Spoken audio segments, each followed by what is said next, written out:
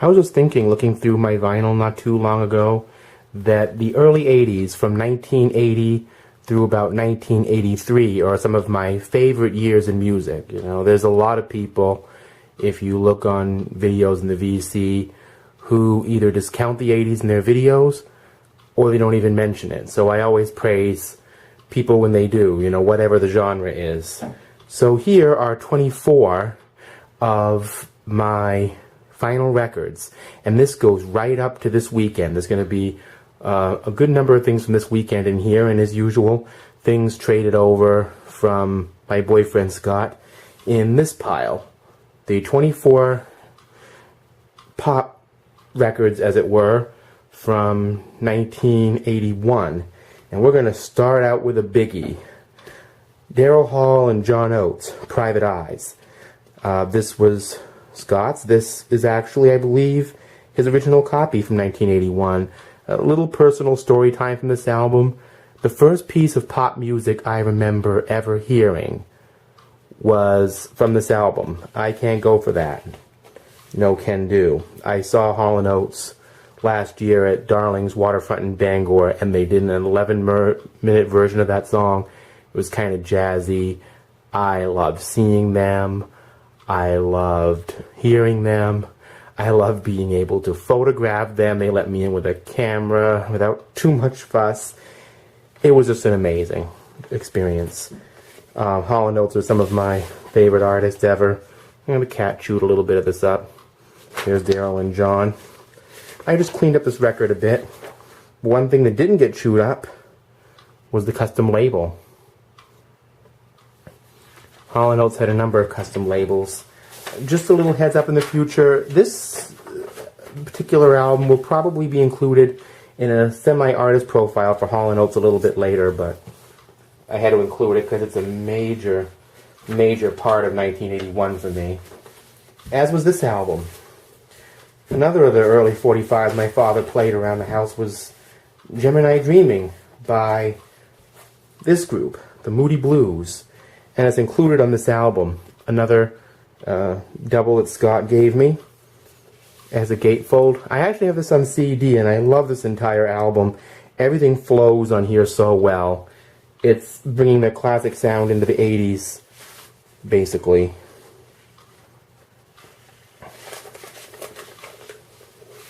And this actually has a custom label too. It's on the Threshold label.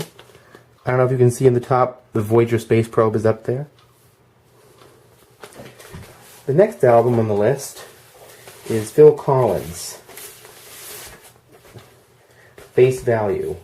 You know, this has In the Air Tonight on it, but that's not the only thing. This album basically helped to create the whole drum sound for the 80s. I got this on vinyl originally at the Goodwill. I got a CD of it later, and Scott gave this to me. It's got the insert, the back with Phil's hair and the song titles.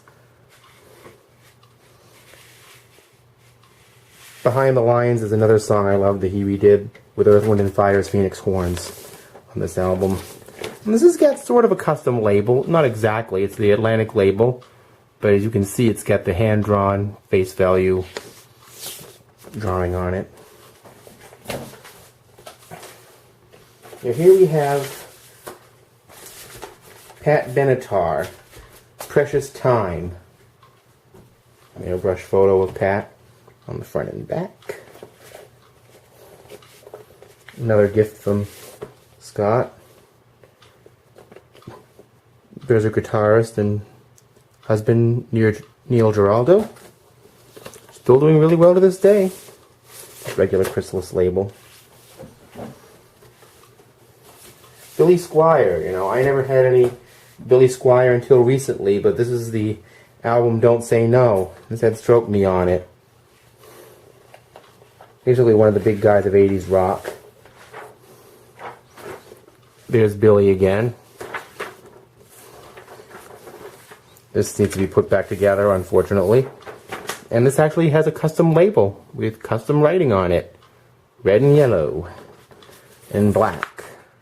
Like a coral snake. For this next bit of vinyl, I want to give a shout out to Ben Minot over at Oddity Archive. He was talking about this album as being a favorite new wave rock album of his from the early 80s, and I listened to it and I really actually enjoyed it, so thank you, Ben, if you're able to see this, for recommending this album. I actually found this in a dollar bin, and it's called Fear of the Unknown. Martin Briley, Mercury. There's the inside jacket to that, just some lyrics and such. Being a pretty big jump cut here, I suppose. Barry Manilow, and I wanted to make a shout out to another Scott Gallant over at Scotty's Record Shop. The last artist profile he did was on Barry Manilow, and you know, he really wasn't that fond of a lot of his 80s music either. As I mentioned, 80s music is kind of a messy thing in the VC, I'm finding. Well, in a lot of music collector circles in general. But this is If I Should Love Again from 1981. Got the regular Aerosol label on it. Roseanne Cash. I'd heard a lot about the 7-Year Itch album, and I decided to finally get it on vinyl. The price was right, and no custom label on this album. This I got at the same place I got the Orchestral Maneuvers in the Dark album you saw in the last video. It's the first self-titled album by Icehouse, who I knew about because Scott, last year when we met, he was comparing a Passport song I played for him, Klaus Dollinger's Passport, from '83 to their song Electric Blue, recorded later in the '80s. But this is their first album. You can see the band in the shadows a little bit. And the Chrysalis label, no big deal. Rick Nelson, Playing to Win. I got this album out of curiosity. I really haven't heard it. Rick Nelson's usually pretty okay. It was a regular Capitol label, it was in good shape. Strictly Personal, The Romantics. I believe this is their third album. I don't think it was one of their most successful, but I just got this recently. Maybe a label of interest here. Yes, the Nemperor label. If you have a lot of Stanley Clarke albums, you'll know Nemperor quite well. Right. This one I just got. Actually, my boyfriend picked this up for me this past weekend. Lee Ritenour's Ret. Now, this album, you know, Lee Ritenour is one of the great session people in jazz and I guess you could say yacht rock or whatever at the time. And, you know, was an amazing player even today. But this album had an important place in, of all things, MTV history. A video, a live concert video for the song Is It You, was the 20th video played on the first day MTV was in operation. They also played the song Mr. Briefcase, too. That and Just Tell Me Pretty Lies. You know, those are great, you know, jazz, funky, soul numbers. But my favorite on here is on the second side, Countdown, Captain Fingers. Go look on Lee Ritenour Topic on YouTube and check that song out. When I go out biking, it's right in rhythm to my bike. I love that song. Amazing song. Here's all the people that played on the album. There's Lee. Promo Electra. Love that album. So happy I found it on vinyl. Hard, you know, to find some of these things. 707. I have their first album, and this is their second album, and they just titled it their second album. I haven't heard this one yet. I just got it this weekend. You've all seen the Casablanca label. AOR. I got this purely for the cover. But as it turns out, they're a band that had kind of a jazz fusion leaning, but went into new wave with this album on RCA. Interesting back cover. Just regular RCA label. The J.Geils Band, Freeze Frame. I never realized the silver Mr. Potato Head more or less sitting there. This had, you know, Freeze Frame, the title song, Centerfold. This was a big album for them. This is a big album. Got kind of a custom label there. Their logo. I think there's an insert here. Yep, there's an insert. It's a heavy cardboard insert too. And this is EMI America, you know. Usually you don't have a lot of heavy cardboard labels. This was their really big hit album of the 80s. Adam and the Ants, Prince Charming. I've been getting into a lot of Adam Ant stuff. You know, people usually think about their image, but their music is actually very interesting and unique too. It's an epic. Joan Armatrading, as I said in my 1980 video, her stuff gets so popular and dollar bins where I was, I just decided to check her stuff out. And this is actually a really good early 80s rock album from a source that a lot of people might not expect. Just a regular A&M label. No big deal. Again, Scott gave this to me. Rick Springfield, Working Class Dog. This is the album that really helped revive his career a lot. Really get him going with Jesse's Girl, of course. This is a major album for him. Just a regular RCA label.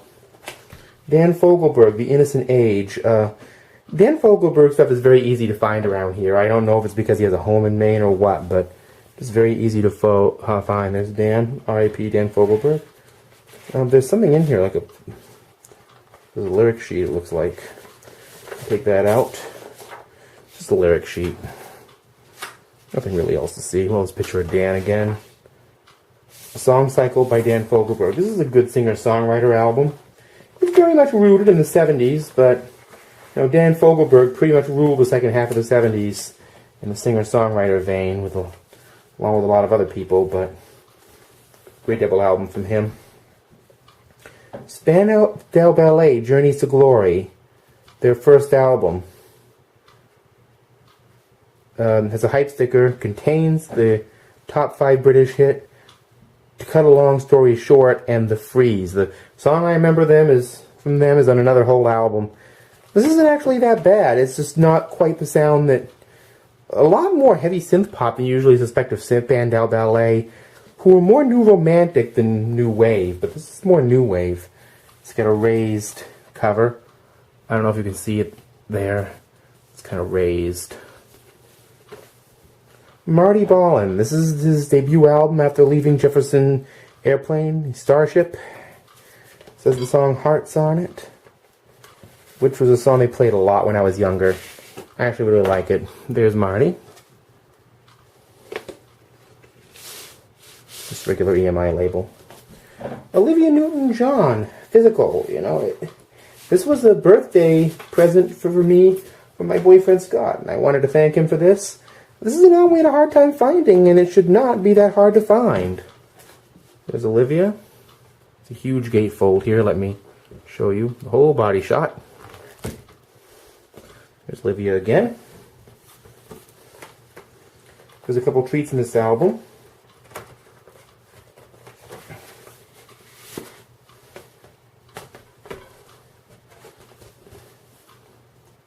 This album changed some of her reputation a little bit. She wasn't known as the good girl she used to be. Well, she was playing a role in Grease, but after this and MTV and everything, things changed a little bit. It's a great album, though. I mean, it's a really good album from the beginning to the end, where she's starting to sing about dolphins and environmentalism a little bit on The Promise, the dolphin song, which she actually wrote.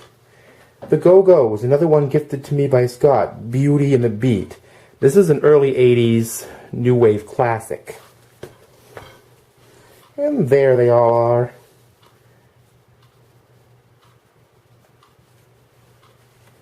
Belinda, Jane,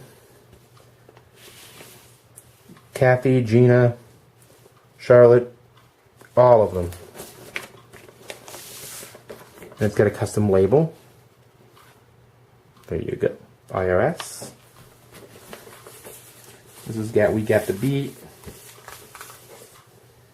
Our Lips Are Sealed. Really great album from them. The Tubes.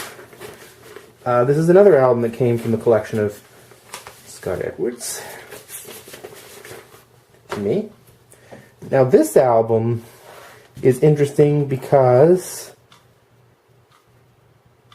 it actually has a song on it called Tip of My Tongue, which, believe it or not, is actually a flat-out funk song. Flat-out boogie funk song. This album has some really interesting use of rhythm on it. It's the tube, so it's definitely got a custom label there. Little tube thing. Great album. Really pristine 80s punk rock, I guess you could call it. So there is what I have for the year of 1981. I don't know if I'll do a video before the next year of the 80s on another subject range, but for now, this is a great year. And the next one coming up in this series, obviously, is 1982. And I may go back to 1980 and 83 to pick up some records that I missed in the future, because there were a few records I missed, and a few have accumulated since. But aside from that, enjoy your music, whether it's from the 50s, 60s, 70s, 40s, 80s, 90s, whenever. Enjoy your music, and peace.